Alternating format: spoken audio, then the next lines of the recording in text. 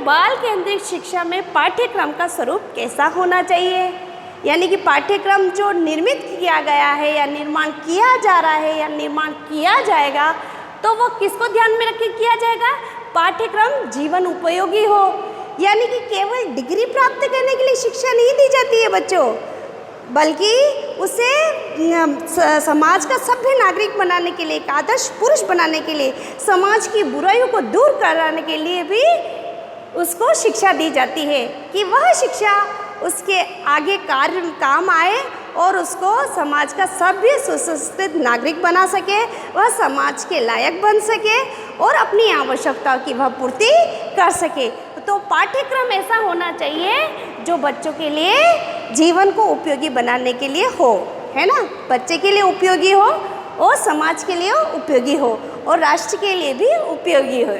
अब आता है पूर्व ज्ञान तथा वातावरण पर आधारित हो, यानी कि बच्चों का जैसे छोटा बच्चा होता है वह विद्यालय जाता है तो वो घर के वातावरण में जो चीज़ें होती है, प्राइमरी क्लास का बच्चा बेटा तो वो जाता है तो कुछ अल्फ़ाबेट सीखनी है तो उसको एप्पल बताया जाता है, टमाटर बताया जाता है, आलू बताया जाता है, तो वास्तविक चीज़ दिखा के फिर उसको अल्फ़ाबेट सिखाई जाती है। इसी तरह से बच्चा जैसे जैसे बड़ी बड़ी क्लास में जाता रहता है तो उसको पूर्व कक्षा, पहले की कक्षा में पढ़ा गया ज्ञान वापस उसको पूछा जाता है, यानी कि पाठ्यक्रम क्या है?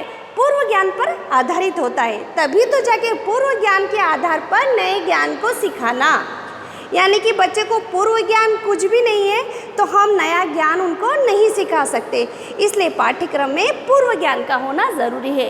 आगे है वातावरण पर आधारित। वातावरण यानी कि पर्यावरण, पर्यावरण में क्या क्या चीज़ें हो रही है, पर्यावरण में क्या क्या बदलाव हो रहे हैं, सामाजिक हो रहे हैं, सांस्कृतिक हो रहे हैं, वैज्ञानिक हो रहे हैं, तो ये सारे जो बदलाव है वातावरण में, जो जो गतिविधियाँ आयोजित हो रही है, तो इन सबको हमने किस में रखा है? पाठ्यक्रम में। तो समाज में जो परिवर्तन हो रहा है, पर्यावरण में जो समस्याएं हो रही है, जो नया हो रहा है, तो उसको भी हमने पाठ्यक्रम में सम्मिलित किया है और किया जाता है। यानी कि तीसरा जो बिंदु है वह है नम्य व लचीला, यानी कि पाठ्यक्रम एकदम सख्त नहीं होना चाहिए बच्चों। पाठ्यक्रम परिस्थिति के अनुसार क्या होना चाहिए? चेंज होना चाहिए।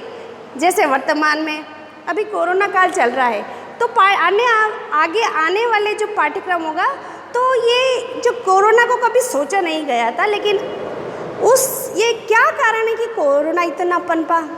तो ये जो कारण है ये अभी वर्तमान में है, तो आगे आने वाले पाठ्यक्रम में इसको सम्मिलित किया जाएगा, है ना। तो पाठ्यक्रम क्या होना चाहिए? नम्य व लचीला, यानी कि वर्तमान में जो समस्याएं खड़ी है, वर्तमान में जो जो बदलाव हो रहे हैं, वर्तमान में जो जो वैज्ञानिक आविष्कार हुए हैं, तो उनको भी हम सम्मिलित करके चलते हैं। यानी कि पहले क्या था? पाठ्यक्रम का एक सख्त नियम होता था, उस पाठ्यक्रम में कोई भी परिवर्तन नहीं किया जाता था। जो ऋषि मुनि जो वेदांग है उनका ज्ञान दे देते थे तो बच्चे रटम रट्टा कर लेते थे, उसमें कोई परिवर्तन नहीं होता था, है ना। लेकिन आज क्या है कि परिस्थिति के अनुसार, पर्यावरण के अनुसार हम अपने पाठ्यक्रम को क्या करते हैं? परिवर्तन करते रहते हैं, उसमें बदलाव करते रहते हैं, उसके कारणों को जानते रहते हैं, उनकी समस्याओं का समाधान हम करते रहते हैं। इसलिए पाठ्यक्रम क्या बन गया बच्चों? नम्य व लचीला। अब आता है राष्ट्रीय भावनाओं पर आधारित। पाठ्यक्रम कैसा होना चाहिए? जो राष्ट्रीय भावनाओं से ओतप्रोत हो, हमें राष्ट्र के प्रति प्रेम, समर्पण, त्याग, विश्वास करने की शिक्षा सिखाए। तो पाठ्यक्रम में देश के प्रति जो हमारी भक्ति है तो उसको अवश्य ही सम्मिलित किया जाना चाहिए।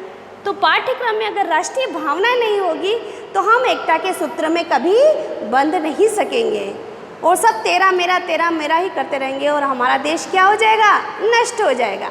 तो इस कारण जो पाठ्यक्रम में राष्ट्रीय भावनाओं से ओतप्रोत भावनाएं जुड़ी हुई होनी चाहिए, ताकि हम खुद इन भावनाओं से परिपूर्ण हो और आने वाली पीढ़ी में को भी हम ये भावनाएं या ये आदर्श, ये संस्कार उनको हस्तांतरित करें। आगे आता है मानसिक स्तर, परिपक्वता, व्यक्तिगत भिन्नता पर आधारित। यानी कि कैसा होना चाहिए पाठ्यक्रम?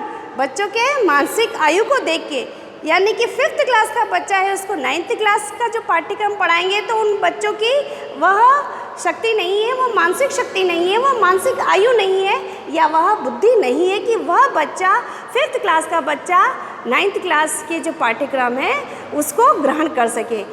तो बच्चों की आयु स्तर और परिपक्वता के अनुसार उसका पाठ्यक्रम होना चाहिए। ठीक है, इसके अलावा व्यक्तिगत भिन्नता को भी ध्यान में रखकर होना चाहिए। बच्चे अलग अलग क्षेत्र से आते हैं, कोई पिछड़ा हुआ होता है, कोई गरीब होता है, कोई अमीर होता है, किसी को साधन सुविधाएं मिलता है, किसी को नहीं। तो बच्चों में, हर बच्चों में व्यक्तिगत भिन्नताएं होती हैं, वह अलग अलग क्षेत्र स्तर से आते हैं।